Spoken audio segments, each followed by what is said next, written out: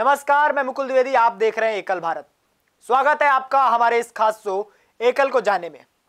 तो बात एकल की है, तो आइए एक झलक में देखते हैं एकल अभियान को। गांधी शांति पुरस्कार 2017 दिया जा रहा है एकल अभियान ट्रस्ट को।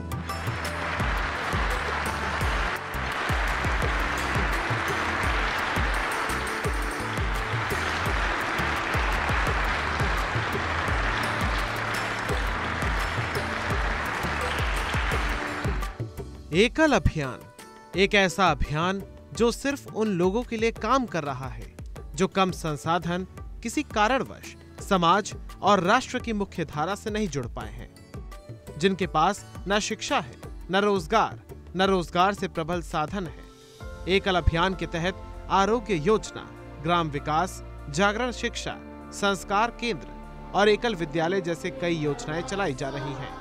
एकल विद्यालय वनवासी और पिछड़े क्षेत्र की संपूर्ण विकास की योजना है, जहां आज शिक्षा की कोई व्यवस्था नहीं है। एकल विद्यालय एक शिक्षक वाले विद्यालय है, जिनकी स्थापना 1989 में झारखंड के गुमला जिले में आरएसएस के वरिष्ठ पदाधिकारी भावराव देवरस और श्यामजी गुप्त ने की थी। एकल विद्यालय संगठन द्वारा अब तक 1 लाख से अधिक एकल विद्यालय खोले जा चुके हैं। कई ट्रस्ट और गैर लाभकारी संगठनों की भागीदारी से यह अभियान भारत की मुख्य धारा से अलग गांव में संचालित गैर सरकारी शिक्षा के क्षेत्र में अब तक का सबसे बड़ा अभियान बन गया है। एकल विद्यालय अभियान को उसके उत्कृष्ट कार्य के लिए वर्ष 2017 में गांधी शांति पुरस्कार से भी सम्मानित किया जा चुका है। इस अभियान के कई संबद्ध संगठन हैं,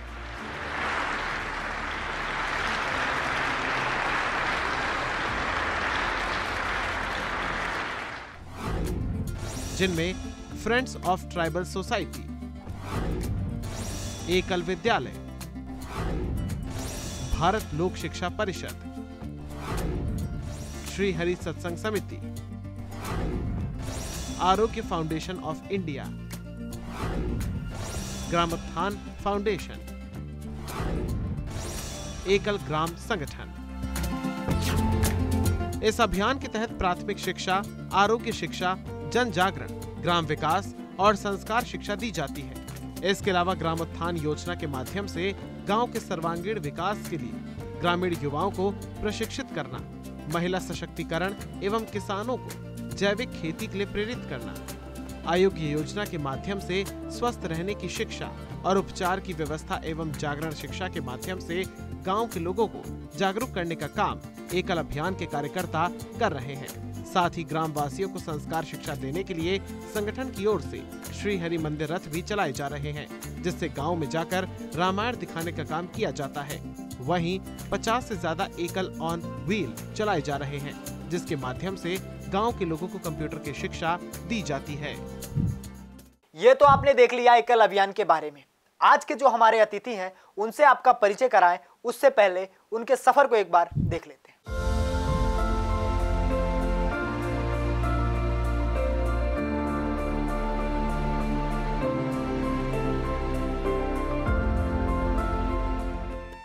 आज की चमकती दमकती लाइफ स्टाइल जीने के लिए हर कोई ये चाहता है कि धन वैभव और चमक दमक की जिंदगी गुजरे, गाड़ी बंगला नौकर चाकर हो, हर कोई लग्जरी लाइफ जीना चाहता है। लेकिन इन सब के उलट अमेठी के एक युवा ने मोह माया छोड़ सन्यासी जीवन की ओर रुख कर लिया। साथ ही सब कुछ छोड़कर दुनिया में प्रभु के संदेश को पहुंचाने का मार्ग चुन लिया। जी हाँ, ये है सूर्यंदुपुरी सन्यासी रामदास जी महाराज, जिन्होंने 5 साल तक सॉफ्टवेयर इंजीनियरिंग की नौकरी की, अमेरिकी कंपनी के लाखों का पैकेज छोड़कर सन्यास की ओर रुख कर लिया। रामदास जी महाराज 2002 में दशनामी सन्यास संप्रदाय में दीक्षित होकर एक आश्रम में सेवारत हो गए। उसके बाद 2006 में उन्हें स्वामी के रूप में नियुक्त किया गया और आश्रम का प्रभारी बनाया गया। महाराज जी ने दुनिया भर में आध्यात्मिक प्रवचनों, शिविरों, कार्यशालाओं आदि के द्वारा 1 लाख से अधिक लोगों को परमार्थ पथ पर प्रेरित किया है। तत्पश्चात 2017 में उन्होंने ये सब छोड़ दिया और एक उच्च उद्देश्य के लिए एकांत पहाड़ों और जंगलों में चले गए और करीब 5 से 6 साल तक एकांत में बिताने के बाद ईश्वरी इच्छा उन्हें वापस संसार में ले आई। अध्यात्म विद्या का जो पहला सूत्र है, घट घट में वही परमात्मा है, तो यहाँ कौन स्वामी कौन सेवा। स्वामी तो एक राम है जो रोम रोम में घट घट में रमे हुए हैं, बाकी तो सब या तो कह लो उनके सेवक हैं, और वैसे ये कहना आसान है कि उन्हीं के अंश हैं। कहे कबीर एह राम की अंश। रामदास जी महाराज का मानना है कि स्वामी तो एकमात्र सर्वव्यापी भगवान है, बाकी सब दास हैं। उन्हें भगवान का राम नाम पसंद है और वो प्रत्येक रूप में उन्हीं की सेवा करना चाहते हैं। अब आप ये सोच रहे होंगे कि एक सॉफ्टवेयर इंजीनियर, लाखों का पैकेज, मल्टीनेशनल कंपनी में नौकरी और फिर अध्यात्म के माध्यम से संन्यास। यह किसी फिल्मी स्टोरी की कहानी नहीं, बल्कि सुरियेंदु से रामदास योगी बने एक व्यक्ति की है, जो यूपी के छोटे से जिले अमेठी से निकले, सफलता की ऊंचाइयों को छुआ और फिर सन्यासी बन गए। तो स्वागत है योगी जी आपका हमारे इस खास शो एकल को जानने में। अब आप बताइए कि आपकी जिंदगी से एकल का जुड़ाव कैसा रहा और आप एक इंजीनियर से सन्यासी कैसे बने। हरिओम।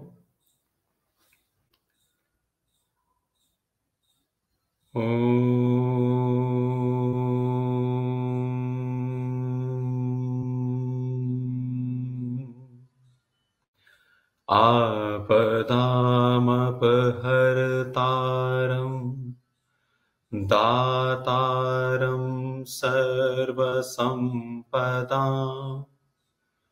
लोकाभिरामं श्रीरामं भूयो भूयो नमाम्यहम्।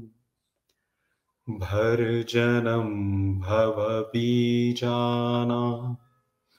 अर्जनं सुखसम्पदां तर्जनं यमदूतानां राम रामेति गर्जनम्। रामो राजमणिः सदा विजयते रामं रमेशं भजे। रामेणाभिहता निशाचरचमु रामाय तस्मै नमः। रामान्नास्ति परायणं परतरं रामस्य दासोऽस्म्यहम्। रामे चित्तलयः सदा भवतु मे भो राम मामुद्धर। राम रामेति रामेति रमे रामे मनोरमे। सहस्रनाम तत्तुल्यं राम नाम वरानने।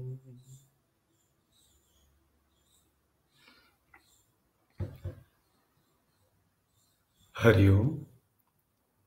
आज इस एकल भारत के मंच पर आप सभी के सम्मुख कुछ मन के भावों को व्यक्त करने का अवसर मिला है।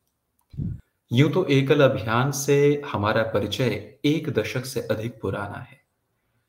वर्ष 2013 में इंद्रमोहन अग्रवाल जी के साथ संपर्क हुआ और उनका सेवा भाव, उनका सौहार्द, सद्भावना देखकर मन बहुत प्रफुल्लित हुआ और उनके साथ एक आत्मीयता, एक घनिष्ठता हो गई। तो उनके माध्यम से एकल की गतिविधियों के विषय में सूचनाएं तो मिलती थीं।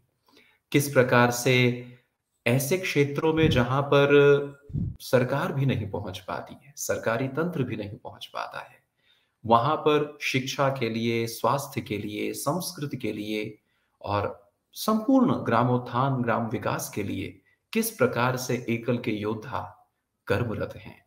तो बहुत प्रेरणादायक और बहुत ही एक स्फूर्तिदायक ये प्रकरण रहते थे। किंतु कुछ संयोग ऐसा रहा, पहले हम 15 वर्ष आश्रम की गतिविधियों में संलग्न रहे और उसके बाद 5 वर्ष के लिए पूर्ण एकांत में चले गए। किंतु एकांत से ईश्वरीय इच्छा जब वापस लेकर आई तो पुनः अग्रवाल जी से संपर्क हुआ और कुछ संयोग ऐसा बना, कुछ और अध्याय जुड़ते गए। इसी क्रम में श्री राजेश गोयल जी से भेंट हुई, कुछ चर्चा हुई और उस चर्चा में कुछ ऐसी उनकी भावना हुई कि इस समय जो समाज की दशा है और जो सारा वातावरण, ऐसे में बहुत आवश्यकता है कि हम अपनी संस्कृति पर चिंतन करें, मंथन करें, अपने जीवन को अपनी जड़ों से जोड़ने का प्रयास करें, क्योंकि जो पौधा अपनी जड़ों से जुड़ा नहीं है वो धीरे धीरे सूख जाता है। और मनुष्य एक सामाजिक प्राणी है और समाज, एक व्यवस्था उत्तरोत्तर विकसित होती जाती है। तो हम आज जो भी हैं इसमें हमारा पूरा भूत कारण है। तो इस करके हमें अपनी जड़ों में जाना होगा, उन्हें पहचानना होगा, तभी हम अपनी सही पहचान बना के रख सकेंगे। किसी कवि ने बहुत ही सुंदर कहा है कि जिसको न निज गौरव तथा निज देश पर अभिमान है, वह नर नहीं, नर पशु निरा और मृतक समान है।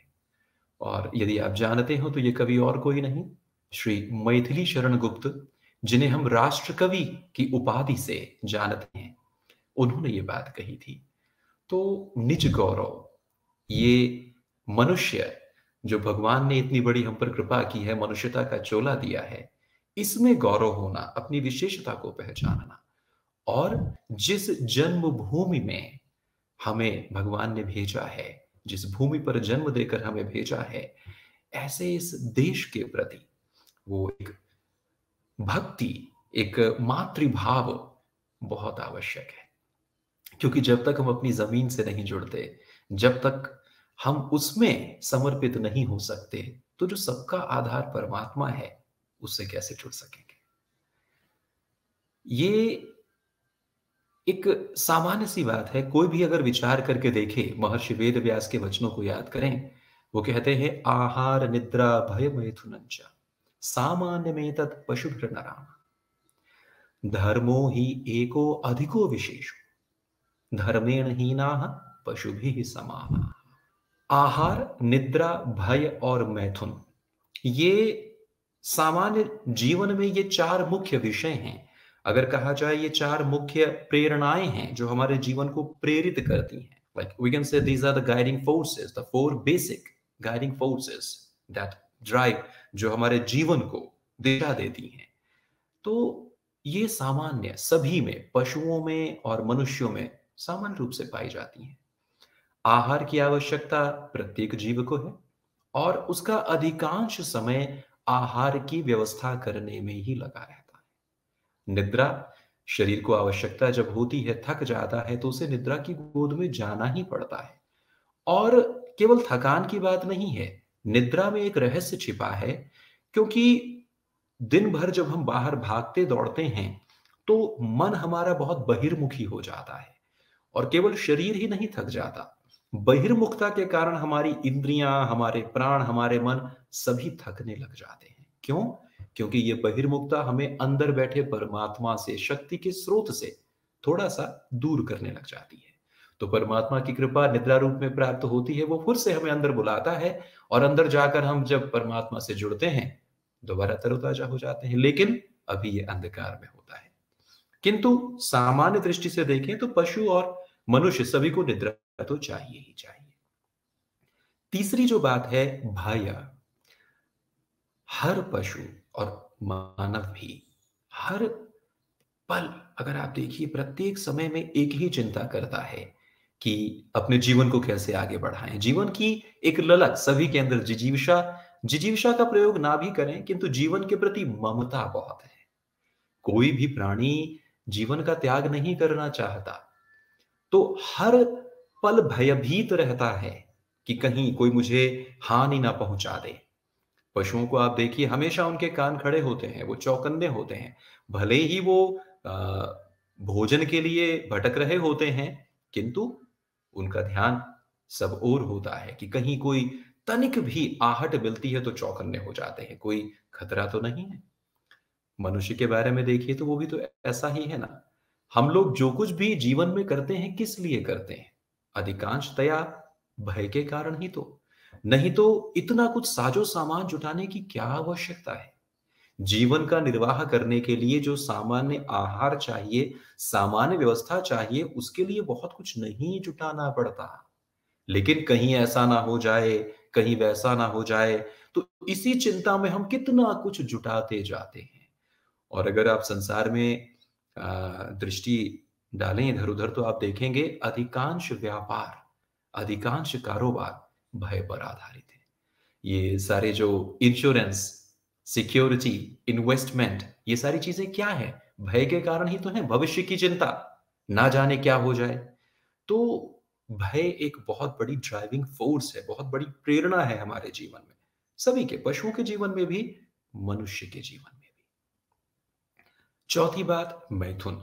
तो जैसे हमें एक भय होता है कि कहीं मेरा नाश ना हो जाए, मुझे हानि ना पहुंचे, इसी प्रकार हमारे अंदर एक भय होता है अपनी जाति को लेकर भी कि हमारी जाति विनष्ट ना हो जाए।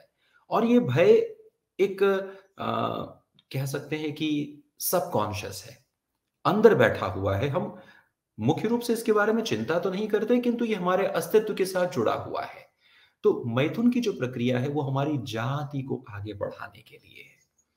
तो ये चार मुख्य ड्राइविंग फोर्सेस है, मुख्य प्रेरणा है सभी के जीवन में।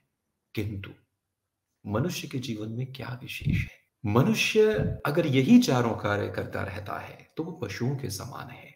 विशेषता है धर्मो ही एको, धर्म, कि मनुष्य ही एकमात्र ऐसा जीव है जो अपने जीवन को धर्म में मर्यादित कर सकता है, धर्म के अनुसार चला सकता है।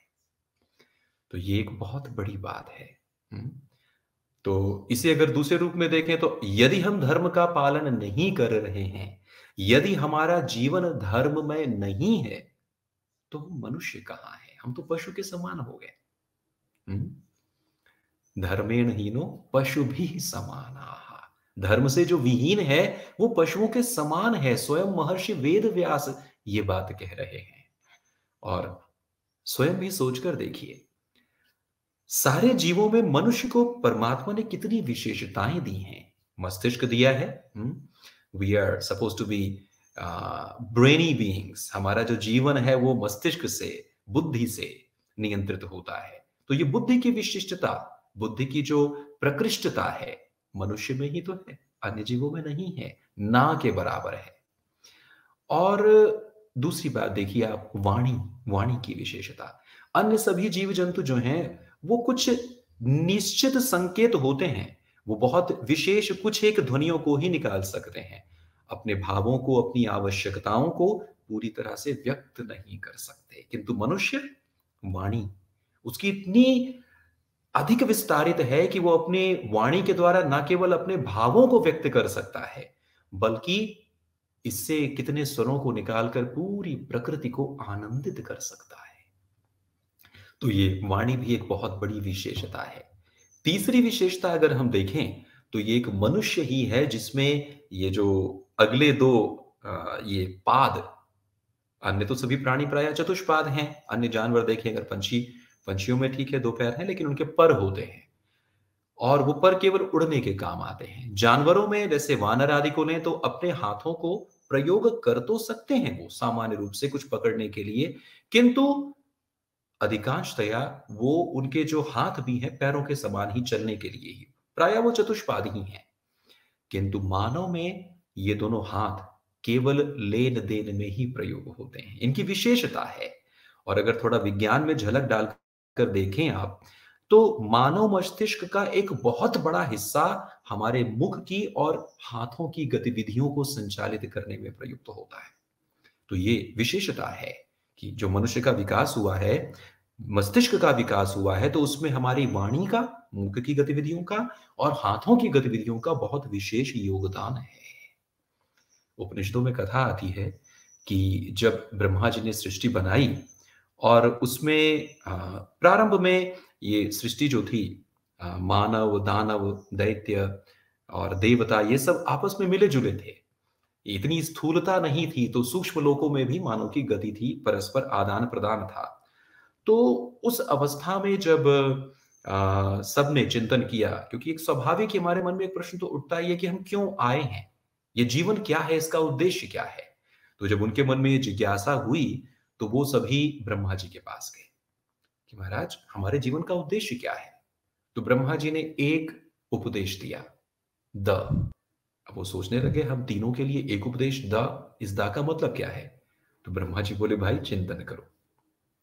अब देव, दानव, मानव सभी वापस आकर चिंतन करने लगे कि ये दा का मतलब क्या है। देवता सोचने लगे कि भाई हमारा जो जीवन है, क्योंकि सुख आनंद से परिपूर्ण है, भोग विलास की सामग्रियां भरपूर हैं, तो हम प्रायः भोग विलास में ही लगे रहते हैं।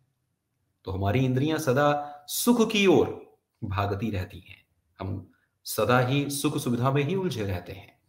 लेकिन जीवन का लक्ष्य क्या है? क्योंकि देवताओं का भी एक समय आने के बाद जब उनके पुण्य क्षीण हो जाते हैं तो उन्हें वहां से वंचित होना पड़ता है। सुख सुविधा जीवन का परम लक्ष्य तो नहीं है ना। तो आखिर परम लक्ष्य, परम सत्य, उसकी प्राप्ति कैसे होगी? तो ये चिंतन करते करते उन्हें ये भान हुआ कि हो ना हो इस दा का अर्थ हमारे लिए है दमन, इंद्रियों का दमन, कि हमें अपनी इंद्रियों को भोग विलास में खुली छूट नहीं दे देनी है, उन्हें संयमित करना है, नियमित करना है। वापस वो लोग गए ब्रह्मा जी के पास कि महाराज क्या हमारे लिए ये आदेश है? बोले बिल्कुल यही है। अब उधर दानव भी चिंतन करने लगे कि हमारे लिए क्या उपदेश हो सकता है।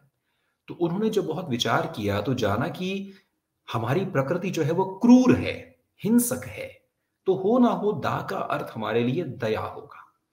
क्योंकि जब एक ही धारा में चलते हैं तो संतुलन बिगड़ जाता है, और सृष्टि तो समत्वम योगा उच्यते, यहां तो सम चाहिए, हमें संतुलन चाहिए अपने लक्ष्य पर पहुंचने के लिए। तो वो भी वापस ब्रह्मा जी के पास गए, और जब उन्होंने ये प्रस्ताव रखा ब्रह्मा जी के सम्मुख कि क्या हमने जो समझा है कि हमारे लिए आपका उपदेश है दया, बोले बिल्कुल सही बात है, दया के द्वारा ही आपका विकास होगा। अब इधर मानव चिंतन करने लगे कि हमने क्या करना है। तो चिंतन करते करते उन्हें यह कहीं ना कहीं अनुभव में आया कि हम लोग स्वार्थी बहुत हैं। परमात्मा ने हमें इतना कुछ दिया है पर हम स्वार्थी बहुत हैं। हम सब कुछ अपने लिए चाहते हैं और अपने लिए बहुत व्यक्तित्व केंद्रित हैं कि अपने व्यक्तिगत रूप से हम चाहते हैं ये मुझे ही मिले, मुझे ही मिले, मेरा तेरा बहुत करते हैं। इस प्रकार से हम संकुचित होते जाते हैं। तो संकुचित होकर हम उस परम सत्य को भला कैसे पा पाएंगे? ये तो संभव ही नहीं है, क्योंकि हमें तो अपने संकोच को दूर करना है, बाधाओं को, सीमाओं को दूर करना है, तभी तो हम अनंत विस्तार में जा पाएंगे, उससे संयुक्त हो पाएंगे। तो हो ना हो हमारे लिए दान बहुत आवश्यक है। तो गए ब्रह्मा जी के पास और पूछा कि महाराज क्या हमारे लिए आपका उपदेश दान के रूप में है? बोले बिल्कुल। तो दान, अब इस दान शब्द पर थोड़ा विचार कर लें। ध्यान रखिएगा, दान का अर्थ केवल यह ही नहीं है कि हम कुछ धनोपार्जन करें और उस धन को दूसरों के लिए हम दान करें, नहीं, इतना सामान्य अर्थ नहीं है। दान तो बहुत एक सरल रूप में जिस बात को कहा गया है, वस्तुतः ये हमारी संस्कृति को अगर आप ध्यान से देखिए, वैदिक संस्कृति में के दो मुख्य आधार स्तंभ हैं, दो साधनाएं। एक हमारी संध्या उपासना, त्रिकाल संध्या, और दूसरी थी यज्ञ। यज्ञ क्या है? यज्ञ का ही सरल रूप तो दान है ना, क्योंकि यज्ञ में आप स्वार्थ भाव से उठकर कहीं ना कहीं कुछ आप व्यक्तिगत एक उत्सर्ग करते हैं, कहीं ना कहीं आप कुछ तिलांजलि देते हैं, कुछ दान करते हैं, सैक्रिफाइस। नॉर्मली यज्ञ को ट्रांसलेट भी करते हैं तो सैक्रिफाइस ऐसा कहते हैं, कि वहां पर आप अपना स्वार्थ छोड़ते हैं, कुछ त्याग करते हैं। तो वही धीरे धीरे कालांतर में सरल होकर दान के रूप में आ गया, कि जब आप अपने स्वार्थ से उठकर परमार्थ के बारे में छोड़ते हैं, सोचते हैं, परार्थ के बारे में सोचते हैं। ये हम सभी सेवा परमो धर्म ऐसा सुनते आए हैं, सुनाते आए हैं, तो उसका अर्थ यही है। और ये जो हमारी मुख्य चर्चा है मानव धर्म को जानने के लिए, तो उसके परिप्रेक्ष्य में ये जानना बहुत आवश्यक है कि मनुष्य स्वभाव से ही स्वार्थी है और उस स्वार्थ को दूर करने के लिए सर्वाधिक आवश्यकता है दान की। अब दान कितने प्रकार का हो सकता है, कैसे हो सकता है, थोड़ा इस पे विचार करके देखेंगे। दान का अर्थ यही तो है ना कि अपने स्वार्थ को छोड़ना है, परार्थ में लगाना है, परमार्थ में लगाना है। लक्ष्य परमार्थ है, परम अर्थ मतलब जो परम सत्य है उसको पाने के लिए, परार्थ उसका साधन है, पर मतलब दूसरों के लिए। परहित सरस धर्म नहीं भाई, रामचरितमानस में तुलसीदास जी कहते ही हैं कि परहित परोपकार के समान दूसरा धर्म ही नहीं है। तो परार्थ, तो स्वार्थ को त्याग कर परार्थ के पथ पर चलते हुए ही हम परमार्थ को पा सकेंगे। ये मनुष्य जीवन का जो धर्म है उसको सरल रूप में समझने का एक सूत्र है। अब कहां कहां पर हम ये दान कर सकते हैं?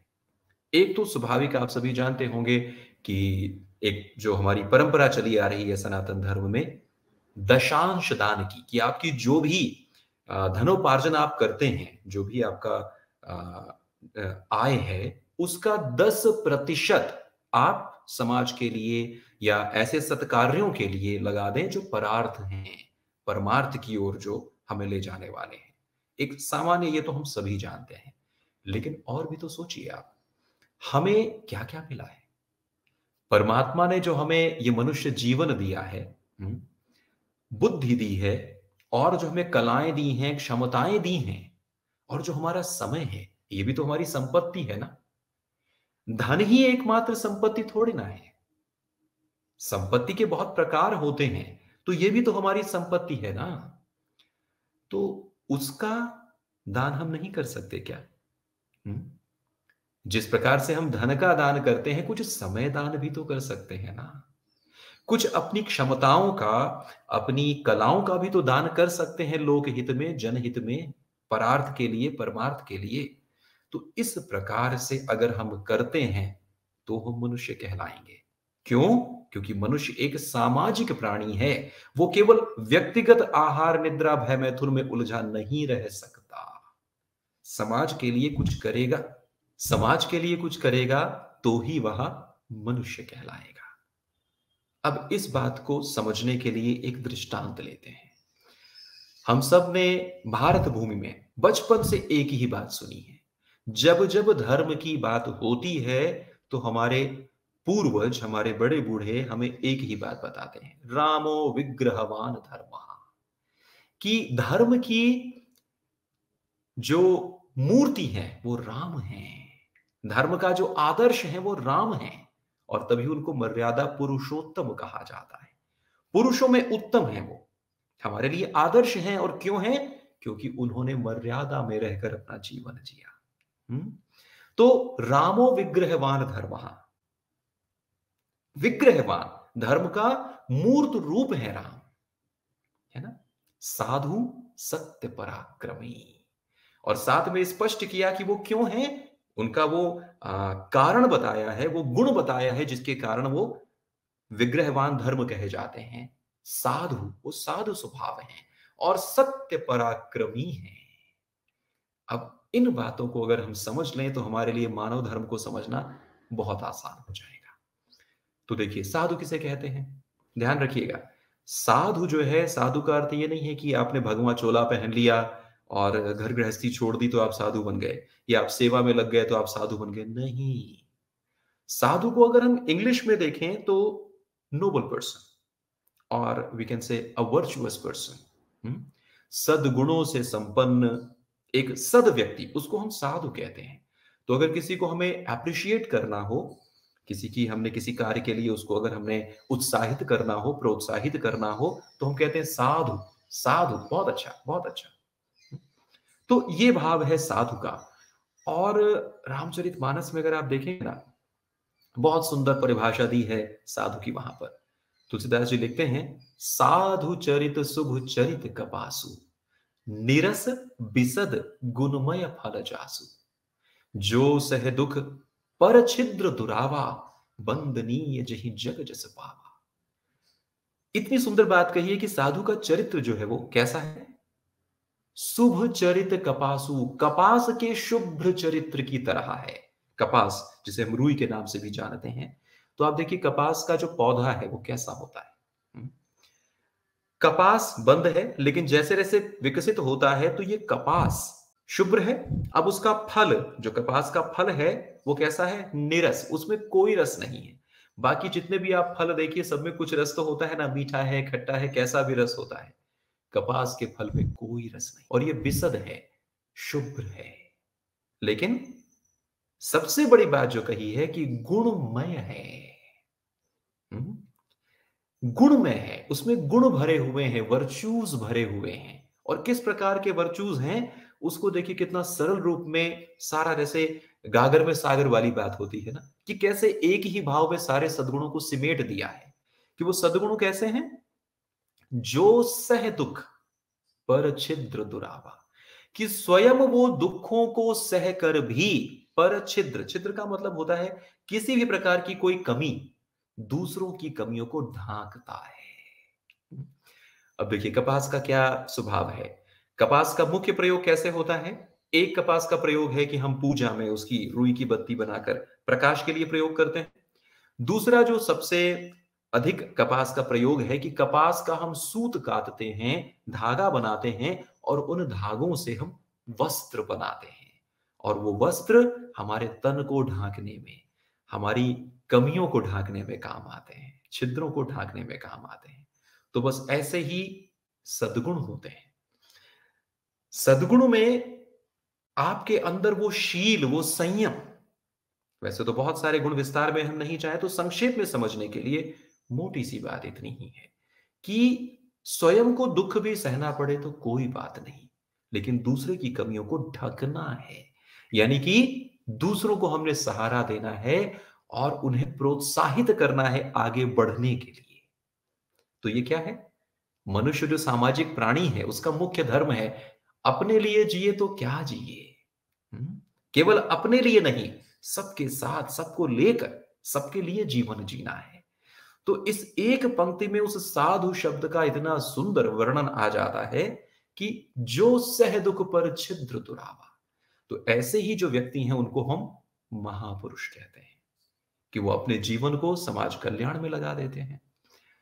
अब राम जी के जीवन में झांक कर देखें कि उन्होंने क्या किया। एक बहुत सुंदर बात जो राम जी के चरित्र में है ना, कि उन्होंने प्रत्येक भूमिका को, मनुष्य बहुत सी भूमिकाएं निभाता है। बचपन में, बालक में आप देखिए भाई हैं साथ में, तो भाइयों के साथ कैसा व्यवहार करना है, माता पिता के प्रति, गुरुजनों के प्रति कैसा व्यवहार करना है, वो जो भूमिका आपकी है। एक विद्यार्थी की भूमिका, एक बालक की भूमिका, एक भाई की, एक पुत्र की, एक शिष्य की, ये सारी भूमिकाएं। फिर जैसे जैसे वो आगे बड़े होते हैं तो पति की भूमिका, और राजा की भूमिका वो सबसे बड़ी है, क्योंकि leadership, this is the most important quality. तो ये सारे ही चरित्र, सारी ही भूमिकाएं राम में देखिए तो इतनी विशद है ना कि हम कल्पना भी नहीं कर सकते एक सामान्य जीवन में। इसीलिए वो हमारे आदर्श हैं। उन्होंने वो हमें ऊंचाइयां दिखाई हैं जहां तक मानव जा सकता है। राम जी के चरित्र की विशेषता है कि उन्होंने कोई चमत्कार नहीं किए। प्रायः उन्होंने सभी कार्य जो किए हैं मर्यादा में, मनुष्य की मर्यादा में रहकर किए हैं। हमें, हमारे लिए एक पथ तैयार किया है, वो आदर्श स्थापित किया है कि हम सब उसको पा सकते हैं। तो बचपन में आप देखिए भाइयों के साथ खेलते थे, उन्हें जिताने के लिए खुद जानबूझकर हार जाते थे कि मेरे भाई प्रसन्न होंगे।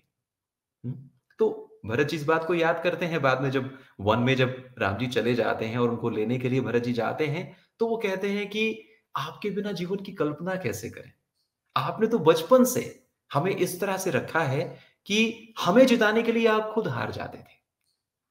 तो भ्रातृ प्रेम। और देखिए के लिए जो कह दिया, वनवास की कहां एक तरफ तैयारी हो रही थी उनको राजगद्दी पर बिठाने की, राज सिंहासन पर बिठाने की, और उसी पल में कहा कि भाई तुम्हें वनवास दिया जाता है।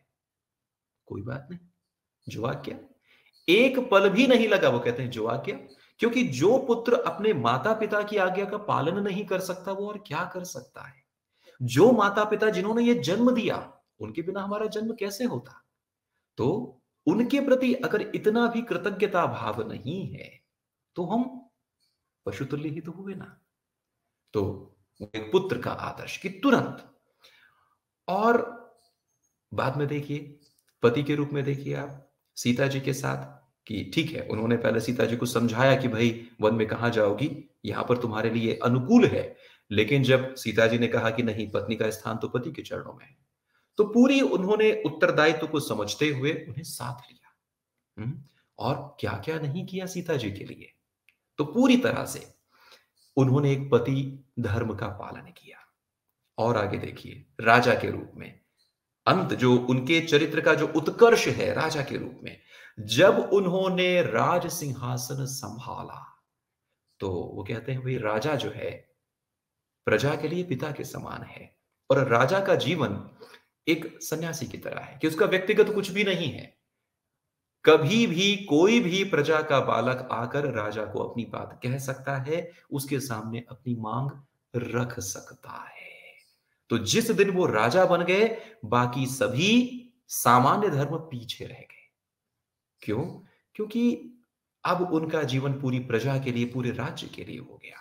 और इसीलिए जो कुछ रामायण में ऐसी बातें आती हैं जहां पर लोग आक्षेप भी करते हैं, तो वहां पर हमें यह बात समझना होगा कि राम जी ने पूरी प्रजा के सम्मुख एक आदर्श रखना था। बहुत आवश्यक है, क्योंकि जैसा हमारा प्रतिनिधि, हमारा नेता होगा, जैसा हमारा नेता होगा हम वैसे ही तो बनेंगे ना। तो ये बहुत आवश्यक था। तो प्रजा को एक आदर्श देने के लिए राम जी ने स्वयं कितना कुछ त्याग किया, कितने दुख सहे। प्रजा की कमियों को उजागर नहीं किया, उन्हें कभी नहीं कहा कि तुमने ऐसा क्यों किया, उनको दंड देने का नहीं, बल्कि उनके सामने एक आदर्श स्थापित करने का उन्होंने प्रयास ही नहीं किया, कार्य किया, है ना। तो ये राम जी के जीवन का आदर्श है। और इसीलिए जब भी हम कहते हैं कि राम, अगर कहीं भी उपमाएं अगर आप देखिए, कहीं पर भी हम अगर धर्म की बात करते हैं, राम जैसे बनो, सीता जैसे बनो। आजकल तो युग बहुत बदल गया है, हम थोड़े पुराने युग के व्यक्ति हैं। हमें याद है बचपन में जब घर घर में रामायण का अनुष्ठान हुआ करता था, उस समय उस युग की बात करें तो लोगों में परस्पर बहुत स्नेह था, बहुत आत्मीयता थी। गांव के जीवन में हम लोग, पूरा गांव एक कुटुंब की तरह रहता था कि अगर कहीं पर भी जाइए तो बालक है, किसी भी घर में जाएगा तो किसी को चिंता नहीं होती थी। वो जो आत्मीयता, क्योंकि हमारे लिए केवल मनोरंजन ही नहीं, प्रेरणा का स्रोत भी रामायण थी। जब भी कुछ हमने उत्सव मनाना है, चलो रामायण का पाठ रख लेते हैं। लेकिन जैसे जैसे ये रामायण पाठ से धीरे धीरे लोग परिवर्तित होने शुरू हुए, वो कुछ जागरण में आ गए, फिर वहां से और बदल कर कहीं ना कहीं वो जो दूरदर्शन में आ गए और ऐसी चीजों में आ गए, तो जैसे जैसे रामायण हमारे जीवन में कम होती गई, समस्याएं हमारे जीवन में बढ़ती गई। तो एक बार फिर से हमें राम की ओर और रामायण की ओर तो चलना ही पड़ेगा। ना केवल धर्म को समझने के लिए, बल्कि उस धर्म पर चलने के लिए हमें उसकी बहुत आवश्यकता है। तो ये बात समझनी पड़ेगी। और यहां पर हम थोड़ा आपको जोड़ना चाहेंगे एकल अभियान से। एक बहुत विशेषता, जब हमने एकल अभियान के बारे में जाना, पहले तो ये शब्द ही इतना हमें इतना प्रेरणादायक लगा, इतना उत्साहवर्धक लगा। एकल, यहां पर एकल कहा है, अकेले नहीं कहा है, एकल। एकल और अकेले में थोड़ा अंतर है। अकेले जब होता है आदमी तो उसके मन में कहीं ना कहीं एक कमी का भाव होता है कि मैं अकेला हूं, एक भय होता है, एक आवश्यकता प्रतीत होती है। नहीं, किसी कमजोरी का, किसी कमी का यहां कोई स्थान नहीं है। क्योंकि नयमात्मा बलहीनेन लभ्य, बलहीन को तो आत्मलाभ भी संभव नहीं है। कोई भी कार्य हो, सबसे पहले, क्योंकि जब तक अपना निज गौरव, अपने आप में आत्म सम्मान नहीं है, आत्मविश्वास नहीं है, तब तक तो कोई भी कार्य कठिन है ना। एकल का जो भाव है कि अकेले ही, अकेलापन नहीं है, वहां पर बिना किसी का आश्रय लिए एकल ही हम किसी भी कार्य को करने में समर्थ हैं। अब आप राम जी का दृष्टांत यहां पर देखिए, जब वो गए वन में और रावण जब माता सीता का हरण करके ले गया, तो अगर वो चाहते तो अयोध्या संदेश भेज सकते थे। भाई ठीक है, वनवास दिया गया था, पर भरत जी को अगर एक बार संदेश भेजते तो अयोध्या की पूरी सेना उनके साथ खड़ी हो जाती। और भी कितने, जनक जी को संदेश भेजते, मिथिला की पूरी सेना उनके साथ खड़ी हो जाती, पर नहीं, एकल ही वो अपने पथ पर आगे चले। और एकल चलते हुए ही उन्होंने क्या किया, आप देखिए। हम लोग बहुत बार जीवन में देखते हैं, बहुत सी समस्याओं में उलझ जाते हैं, समाज ऐसा है, वातावरण ऐसा है, क्या करें, हमारे पास संसाधन नहीं है। उनके पास क्या संसाधन थे?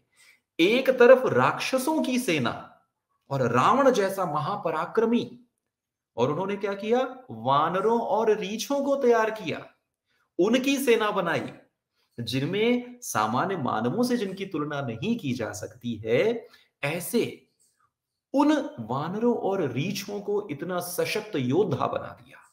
और केवल योद्धा ही नहीं बनाया, उनमें वो आत्मविश्वास पैदा किया, नेतृत्व की क्षमता पैदा की कि उनका एक एक योद्धा स्वयं निर्णय कर सकता था कि मैंने क्या करना है, कैसे करना है।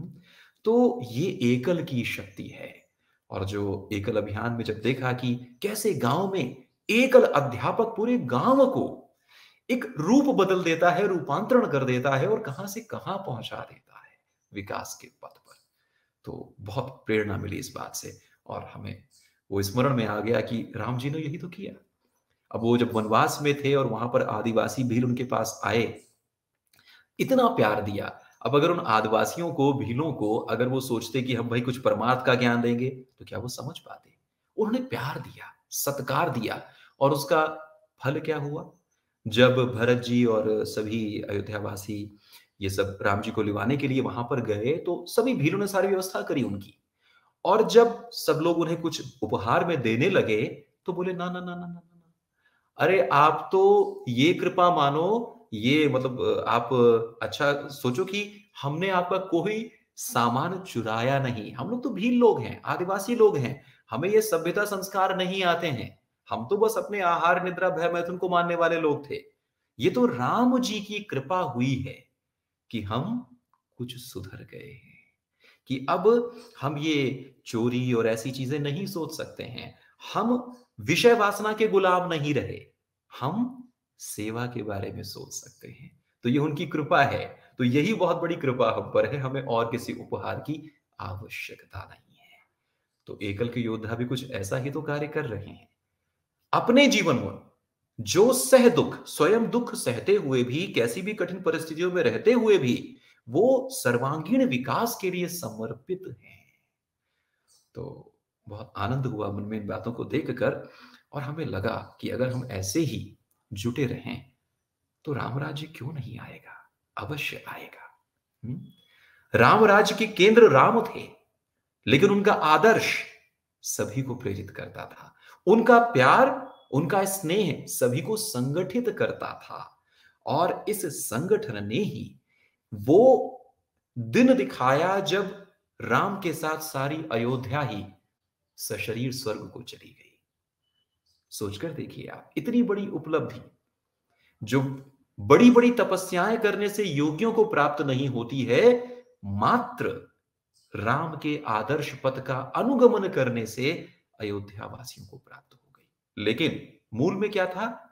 राम का त्याग था, जो सह दुख पर छिद्र दुरावा, कि दूसरों की कमियों की बात नहीं की उन्होंने दुख सहते हुए भी सबको और उत्साह दिया और प्यार दिया। तो इस अभियान में हमें लगता है कि यही हमारा आदर्श है। एकल अंदर परमात्मा है, रमन्त्यस्मिन् भूतानीति इति रामः, रमन्ति अस्मिन् भूतानि इति रामः। राम कहते किससे हैं? जो हमारी आधारभूत सत्ता है, उसी का नाम तो राम है। तो ये सारा जगत राम में है और राम घट घट में रमे हुए हैं। तो अकेले तो हम कभी हो ही नहीं सकते, वो राम हमारे भीतर है, बस हमने उससे जुड़ना है, उसको पहचानना है और उसकी शक्ति को अपने अंदर भरना है, जगाना है। भरी तो हुई है, उसे जगाना है, यही तो हमने करना है। और जिस दिन हमारे मन में यह भाव आ गया कि हम एकल हैं, अकेले नहीं, तो देखिएगा कितना सुंदर ये जगत हो जाएगा। और बस कदम उठाना है। एक पुराना शेर है कि मैं अकेले ही चला था जानिबे मंजिल, मगर लोग साथ आते गए और कारवां बनता गया। अकेले ही कदम उठाना है, लेकिन एकल शक्ति एक चुंबक की तरह है जो धीरे धीरे सभी को अपनी ओर खींचती जाती है और वो कारवां बनता जाता है, बन ही रहा है। हम देख रहे हैं कि पिछले कुछ दशकों में कहां से कहां एकल परिवार पहुंच गया है और निश्चित ही ये ऐसे ही बढ़ता जाएगा। इसके लिए बहुत बहुत शुभकामनाएं हैं हमारी। कुछ पंक्तियां ऐसे ही मन में आई थी जब हमारे साथ चर्चा हुई कि इस कार्यक्रम को किस प्रकार से आपकी वार्ता लोगों के सम्मुख रखना चाहते हैं। तो शीर्षक जो उसका बताया, एकल को जानो, तो वो सुनते ही मन में कुछ स्फुरना हुई कि एकल को जानो, संसार के अनर्थक कोलाहल में सार्थक सत्य की गूंज उठाने के लिए, अंधकार में भटक रहे जनमानस को ज्ञान का प्रकाश दिखाने के लिए, असहाय असमर्थ बने मानव में आत्मबल एवं आत्मविश्वास जगाने के लिए, रावण का संहार करके राम के आदर्शों पर स्वयं को प्रेरित कर पाने के लिए एकल को जानो। तो यही हमारा संदेश है, यही हमारी आप सबसे प्रार्थना है। तो आइए इसी के साथ इस वार्ता को यहीं विराम देते हैं। ओम सर्वे भवन्तु सुखिनः, सर्वे सन्तु निरामयाः, सर्वे भद्राणि पश्यन्तु, मा कश्चित् दुःखभाग् भवेत्। ओम शांति शांति शांति। ये तो आपने सुन लिया रामदास योगी जी महाराज को। तो आप चलते हैं अपने एकल फ्यूचर के राष्ट्रीय उपाध्यक्ष आयुष तिवारी जी के पास, जो स्वयं भी गुरु रामदास महाराज जी से प्रभावित हैं। आप सभी को सादर प्रणाम। मुझे यह अवसर प्राप्त हुआ, यह मेरे लिए सौभाग्य का बात है। आज का वातावरण वास्तव में काफ़ी सकारात्मक रहा। पूज्य रामदास जी महाराज हम सबके बीच में उपस्थित हुए, ये हम सब के लिए सौभाग्य का अवसर है, सौभाग्य की बात है। पूज्य रामदास जी द्वारा आज हम सबको जो मार्गदर्शन मिला है, ये हम सबको एक नई ऊर्जा प्रदान करेगा। एकल अभियान लोगों के मस्तिष्क में ही नहीं, उनके हृदय में भी वास करेगा, ऐसा पूर्ण विश्वास है। आज जितने लोग इस कार्यक्रम में उपस्थित हैं, उससे कहीं ज़्यादा हमारे साथ ऑनलाइन जुड़े हुए हैं। अंतर्राष्ट्रीय गांधी शांति पुरस्कार 2017 से सम्मानित एकल अभियान शिक्षा का मशाल जलाने के साथ साथ सामाजिक समरसता, स्वाभिमान एवं स्वावलंबन जागृत कर सुदूर ग्रामीण वनवासी भारत के समग्र विकास का संकल्प पिछले 34 वर्षों से निर्वहन करते आ रहा है। स्वामी विवेकानंद जी के विचार, यदि बच्चा विद्यालय तक नहीं जा सकता है तो विद्यालय को बच्चों तक आना चाहिए। इसी भाव के साथ भारतवर्ष के साथ नेपाल के 1 लाख से अधिक विद्यालयों में अनौपचारिक प्राथमिक विद्यालय के स्वरूप में एकल संचालित है। भावराव जी देवरस के एकल की कल्पना ने एक ऐसा शंखनाद किया जिसमें एकल अभियान के प्रेरणा स्रोत एवं शिल्पीकार माननीय श्री श्याम जी गुप्त की ने अपने पूरे संपूर्ण जीवन काल को समर्पित कर दिया और बिरसा मुंडा जी के पुण्य भूमि पर स्वर्गीय मदन लाल अग्रवाल जी ने ऐसा बीजारोपण किया जो आज विशाल वट वृक्ष बन करके हम सबके बीच में तैयार है। एकल अभियान ग्रामीण वनवासी गांव में पंचमुखी शिक्षा, जिसके अंतर्गत प्राथमिक शिक्षा, आरोग्य शिक्षा, ग्राम स्वराज योजना, हरिकथा योजना के साथ साथ शहर के सभी बस्तियों के विकास एवं उत्थान हेतु निरंतर कार्यरत है। इसी क्रम में एकल श्रीहरि गौग्राम योजना भी है। इतने सारे योजनाओं को एक साथ एक मंच पर लाना भी अतुल्य व दैविक कार्य है। एकल अभियान को हमारे अभिभावक ने जिस ऊंचाई पर पहुंचा दिया है, यह देखकर दुनिया काफ़ी चकित है। इसी एकल अभियान द्वारा हमारे भावी भारत के सपनों की कल्पना हम सब कर पा रहे हैं। मैं स्वयं को गौरवान्वित महसूस करता हूं कि मैं भी इस राम जी के इस एकल अभियान की सेना में गिलहरी जैसा एक छोटा सा सैनिक बन करके माँ भारती को परम वैभव पर स्थापित करके इस एकल अभियान में अपना योगदान प्रदान कर पा रहा हूँ। इसी क्रम में आने वाले दिसंबर माह में दिनांक 23 से 25 दिसंबर 2023 को एकल अभियान की गंगोत्री एवं बाबा बिरसा मुंडा की धरती धनबाद में गौग्राम कुंभ 2023 का आयोजन होने जा रहा है। एकल अभियान की ओर से प्रत्येक 4 वर्षों में कुंभ का आयोजन होता है। कुंभ अर्थात हम अधिवेशन भी कह सकते हैं, जहां पूरा एकल परिवार एक स्थान पर एकत्रित होता है। इससे पूर्व 2015 में धनबाद की धरती में ही कुंभ का आयोजन हुआ था और उस कुंभ का नाम था एकल परिणाम कुंभ। उस कुंभ में पूज्य अशोक सिंघल जी का आशीष वचन प्राप्त हुआ था। परम पूज्य सरसंचालक श्रीमान मोहन भागवत जी का मार्गदर्शन प्राप्त हुआ था और दीदी माँ साध्वी रितंबरा का सानिध्य प्राप्त हुआ था।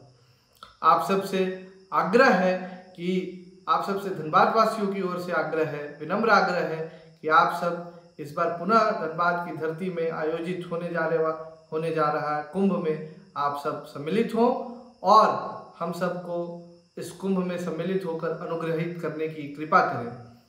आप सबका संपूर्ण धनबाद वासी हृदय से स्वागत करने के लिए तैयार हैं। अतः आप सबसे पुनः आग्रह है कि आप सब इस कुंभ में अवश्य ही सम्मिलित हों। इसी के साथ भारत माता की जय। आज के इस विशेष कार्यक्रम में बस इतना ही। अगले हफ्ते हम फिर मिलेंगे किसी नए अतिथि, नए विचारों के साथ। तब तक आप देखते रहिए एकल भारत। हमारे चैनल को लाइक करिए, सब्सक्राइब करिए और पसंद आए तो वीडियोस शेयर भी कीजिए।